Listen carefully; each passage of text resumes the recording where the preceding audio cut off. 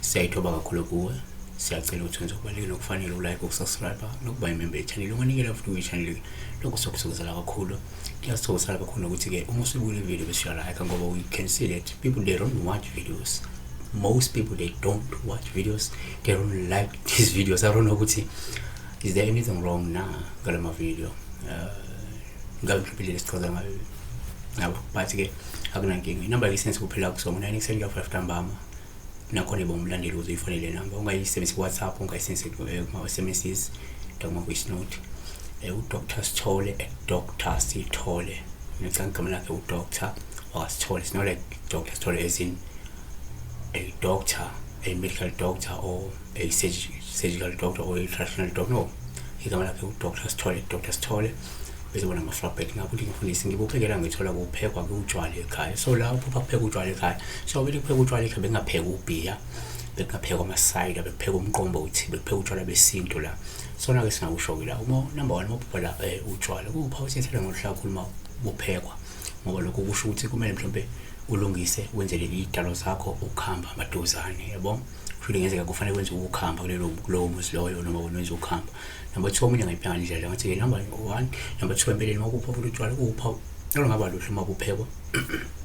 Olungasho ukuthi mhlawumbe sesiside kakhulu isikhathi bungenziwa utshwala kulomuzi, futhi kufanele uphuthume ubenze ngoba ke idalo zakho sesibulinde ngabofu. Sho lento ithi awenze introspection njengamanje ubheka ukuthi unagcina nini ukubenza, asisiside isikhathi nagcina ukubenza. Makunjalo kuphuthuma ke buyakhaleleka.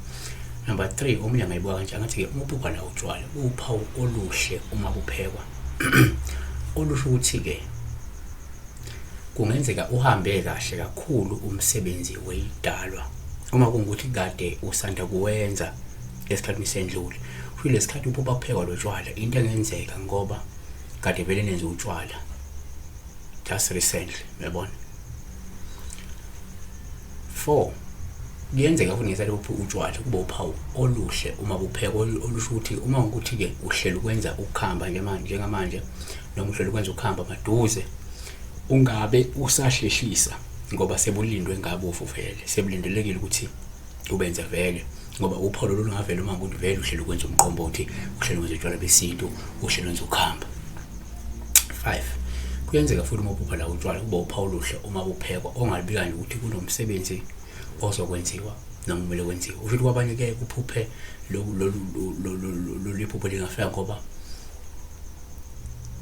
kunomsebenzi ozokwenziwa noma kunomsebenzi okumele wenziwe, ngaba umshado, ngaba umemulo, and whatever umsebenzi wesintu osukuzokwenzelwa ngavele likhomba ukuthi hayi cha kunento yesintu vele ihlela ukuyenza kulo muzi, ngaba umemulo, abayeni, umshado, whatever.